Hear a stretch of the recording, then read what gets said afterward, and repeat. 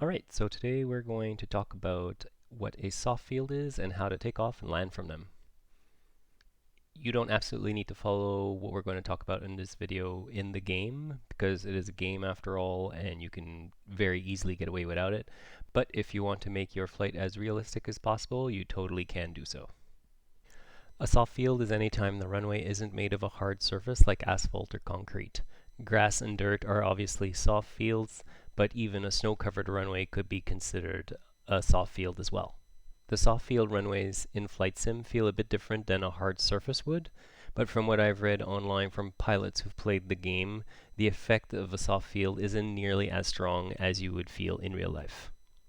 So as you've probably figured out by now, a soft field takeoff or landing is something you would do anytime you're going to or leaving from a runway that's made of grass, dirt, or any other soft surface. The major difference with a normal takeoff is that you can take advantage of something called ground effect to accelerate faster and make a smoother landing as well. Ground effect is something that happens when you're close to the ground only, usually about one wingspan from the ground or less. So in this screenshot, you can see that the Cub has just gotten off the ground and is airborne, which means it's in ground effect. There's less drag affecting the wings because of your proximity to the ground.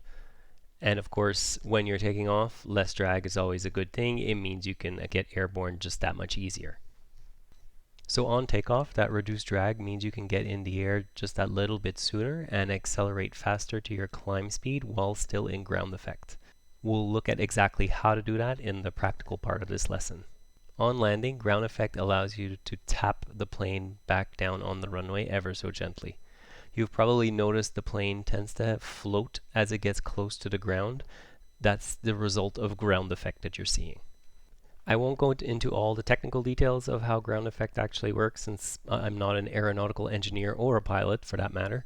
But if you do want to know more, there are tons of great resources on the web that you can learn way more about how ground effect actually affects your plane. I've read some forum threads that the ground effect in Flight Simulator 2020 is a bit exaggerated, but again, it won't prevent us from practicing these different techniques in the game. It just means that it might not be as accurate to life as it normally would.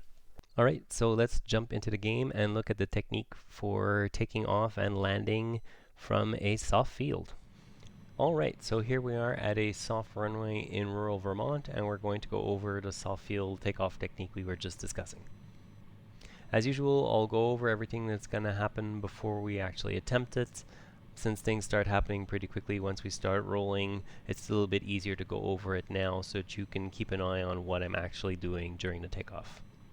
So this runway is fairly short. We do have some leeway though at the end of it, but we'll still use our short field procedure just to make sure that we get airborne and we get clear of any obstructions as quickly as we can. If you're not familiar with the short field procedure, you can check out the previous video that I made on that, and you'll find a link to that in the show notes below. So in this case, the one modification we're going to make to the short field procedure is we're actually going to use full flaps instead of flaps in the first position. That's going to give us that wee bit more lift, and we'll be able to rotate just a little bit earlier and get off the bumpy runway that's going to be shaking us up the whole way down. So we should be able to rotate and get in the air at around 40 or so kilometers an hour. Otherwise, we'd be looking more at around 70 kilometers an hour.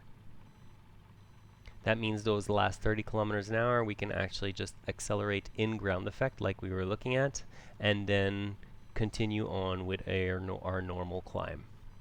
So in order to get the airplane up into the air that little bit sooner, what I'm going to do is once the tail comes up, I'm going to apply a little bit of back pressure on the stick, which will allow the plane to naturally come up as soon as possible.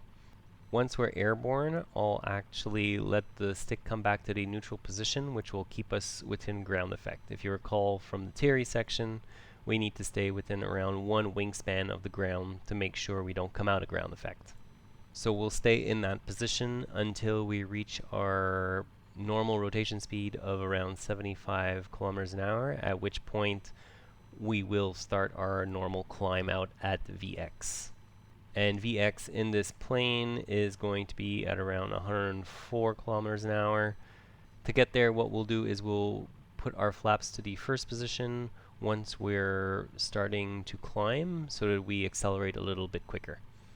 And then once we're clear of any obstructions, we can pull up the last degree of flaps and then just continue at our best rate of climb in this plane, which is going to be around 112 kilometers an hour.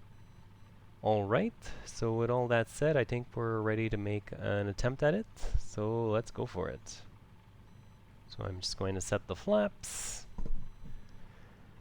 And I think I can do this takeoff from the interior view. The runway is nice and wide, so we'll have enough space to adjust if we see the wind is blowing us one way or the other. Alright, so I'm just going to apply full power. Keep an eye on that speed. Tails come up, I'm at 40, and then I can get airborne. There we go. There's our normal climb speed. Retract that first level of flaps, and we accelerate quickly to VX to avoid any obstructions. And once we're clear of those obstructions, which we appear to be now, we can retract the last bit of flaps and continue our climb at our best rate, which would be around 115 kilometers an hour. Alright, so that's pretty much all there is to it. What we're going to do now is reset the flight, and we are going to see what we can do about making our landings a little bit softer by taking advantage of ground effect. Alright, so I'm all set up on final for the grass field that's up ahead just past the river in the clearing right there.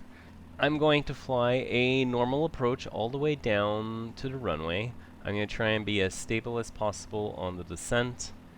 Just like the short field landing that we saw in a previous video, I'll use full flaps to try and fly around 5 to 10 kilometers an hour above the stall speed of this plane, which is around 62 kilometers an hour. So one of the dangers of landing too hard at a soft field is that the tires could dig into the ground and bring the plane to a sudden and abrupt stop. So what we're going to do to compensate for that is, as the plane comes into ground effect, I'm going to try and hold the plane there just a little bit while we slow the descent rate down to 50 feet per minute or even less to have the softest touchdown as possible.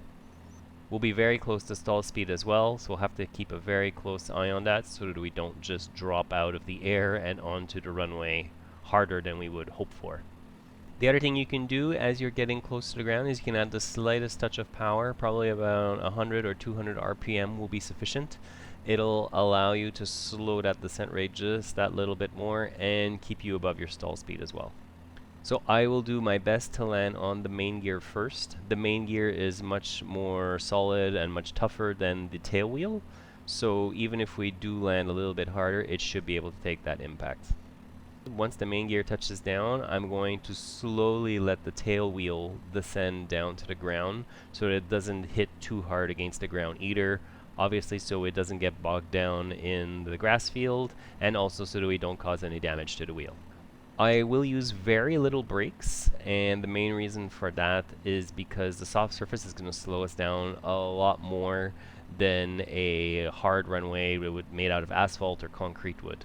In fact, the only situation where I'd really use the brakes on this landing is if I've landed a little bit further down the runway than I was hoping for, but we'll see how we go in a second. Alright, with all that said, let's give it a go. Alright. So I've got my flap set in the first position, trim is set, airspeed's a little low, I'll add a bit more power. Alright, so we are pretty much ready to head off and try the soft field landing. So I'm just going to come off the active pause and try and hold around a 200 to 300 foot per minute descent rate.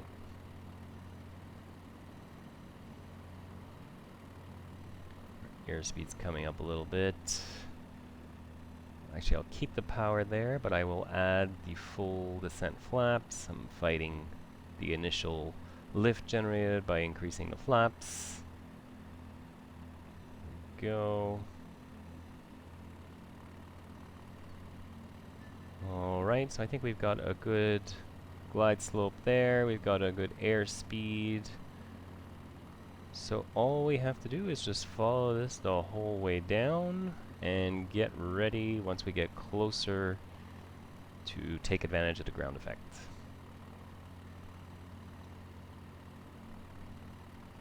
Add a bit of trim. Airspeed's getting a little low, I'll add a bit more power.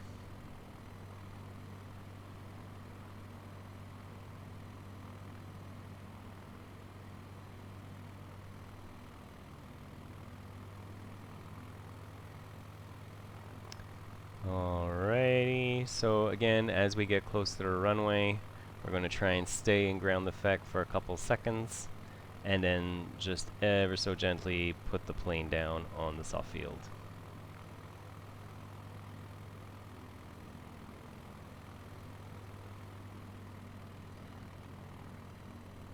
Our descent rate's looking good.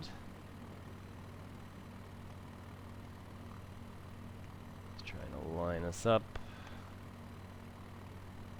There we go. Airspeed is good. Descent rate's looking good as well. Slow the plane down a little bit more.